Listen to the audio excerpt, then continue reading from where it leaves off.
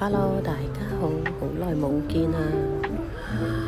呢排啲天氣呢，又熱又潮濕，加埋今日係清雪季嘅日子，所以就攞晒啲材料拎出嚟切，做呢個嘅泡菜蒟蒻撈麵。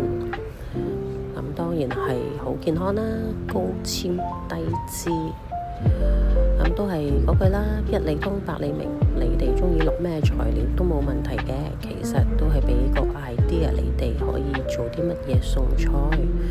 我今日就係揀咗蟹柳嘅，當然你哋亦都可以改雞絲啊、牛柳絲、吞拿魚，其實都冇問題㗎，隨你哋個人喜好啦。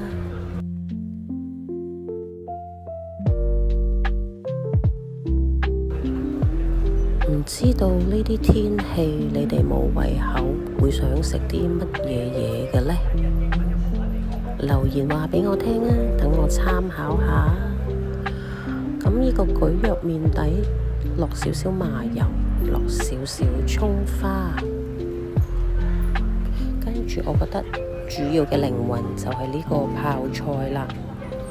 泡菜對我哋都好健康，因為佢有啲酵素，對我哋人體嘅腸胃係好健康㗎。所以如果唔怕辣嘅，都可以落多少少。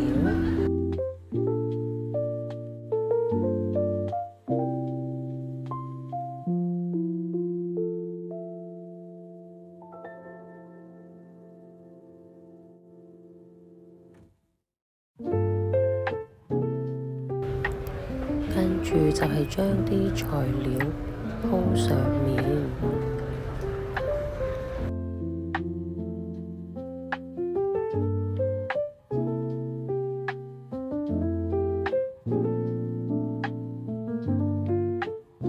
當然如果你哋想更加酸嘅，可以將呢啲蘿蔔啊、青瓜、紅蘿蔔醃過嘅。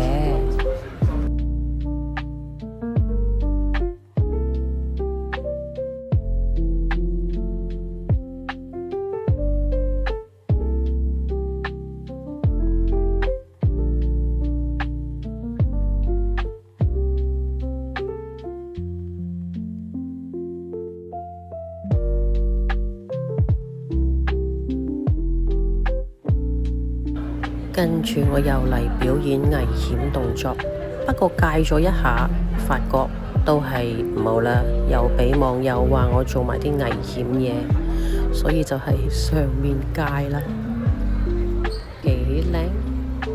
跟住再落少少蔥花，其實我就覺得已經好夠味㗎啦。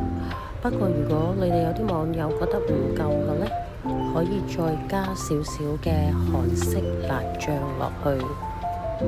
希望你哋鍾意呢